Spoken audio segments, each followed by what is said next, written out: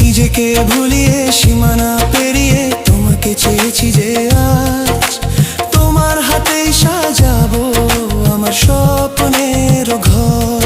আমি তোমার প্রেমে পড়ে দুনিয়া ভুলে গেছি।